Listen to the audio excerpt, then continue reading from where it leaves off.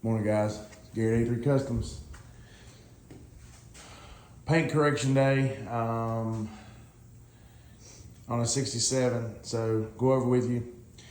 When you get these vehicles, you put them together, you scratch them. Things happen. You don't try to, but it does happen. So we had a couple of imperfections in this truck, trying to get it dialed in for the customer. So on the dash right here, when they cut the AC in, the drill bit walked a little bit on them. They pre-punched a hole. It was a hole saw, and when it caught, it ran up the side of the thing. I think it went a little too far, but the guy told me, you know, it just caught and it run away with him. So it just happens. I mean, things do happen. So that's got to get blended and fixed. But look at this tape job. Like, everything is taped off to where nothing gets overspray on anything. And this is kind of how you want to do it. So it takes time to do it like this, but also you got all of these brand new parts and all the chrome and trim and stuff. You don't want to overspray.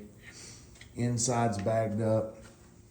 There was a couple spots behind here when we went and put the interior in it, and the glass in it. Tool slipped around the glass, went into, scratched a little bit back there, and then there was some stuff over there with the passenger door, and then in the roof a little bit. So nothing major. Had a little trash in the paint on this side here, so I went ahead and sanded it and got it out. So we'll reblend that this morning, make that right. And then on the sides of the truck, really wasn't that bad. Like I said, this truck was basically all new panels, except these bed sides. These bed sides were in pretty good shape. They wasn't rusted out, but the cab looked really bad. But we was able to fix the cab, able to fix everything for that. Interior on the cab and the dash and everything, it was pretty good. This tail light, we did this conversion, the gas tank conversion.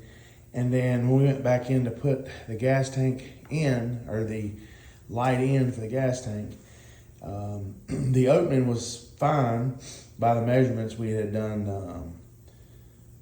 We put the gas tank filler in there, and in the box that's mounted inside there, all that was welded in. And then when we went to do the fitment, the actual light recessed out too much, and it was hitting the bottom of the bed. So we had to modify some stuff there and had to fix some stuff there. Well, once we did that, of course, you know how things happen, it just grew. So one thing after another. So we ended up fixing that, and then there was a spot on the side. I don't know what it was. It was just a discoloration or something in the paint. And so we went ahead and fixed that. And then there was a little place on the tailgate. Of course, right here, you can see right here when we did some alignment and fitment and stuff, it hit the striker different because this bed is anybody that's put one of these together, it's got a wood bed in it, and you got to put it together like a puzzle. So when you do that, you put the tailgate on. The tailgate will hit, but you got to adjust hinges and all that. So when you're doing that, you know, it just, you're gonna hit it. It's just gonna bump and stuff. So it happens, and when you bump fresh paint like that, you get a little bad spot. When you get a little bad spot, there it is. So ended up getting that fixed, resanded inside the tailgate to make sure we can blend it right. A lot of it's just a little bit of blend. We'll make sure it's clean, and we clear everything. Truck was sanded with 800 and 1,000. On this side, there was a little spot. There was a little spot up here around the pocket. There was a little spot there. I don't know what happened there, if it was a nick or what, but we got that out. And then, you know, that's just it. And the molding rubbed a place on the molding where we put the molding on, which is right here. So the molding had to come back off and get that fixed. But the front of the truck looked pretty good. There was no damage there. There was a spot we had to buff, but on the front, but it wasn't bad. It was a small nick. We was able to buff it right out. But for the most part, the bed sides was the roughest because of how we had to put the bed together. So long story short, we built the truck, got it all put together, the bed, had to manipulate the bed several times, pushing it here and there, and pushing it on it. We had more construction in the bed of this truck than we did the entire truck. So inside rails where the bolt holes go, and just, anywhere there was any kind of imperfection, any kind of damage, rough spray, anything like that, we went ahead and taped this thing up. Peepaw did a magnificent job on getting this thing taped up. I mean, look at this thing. It is bagged off 100%. Everything is spot on.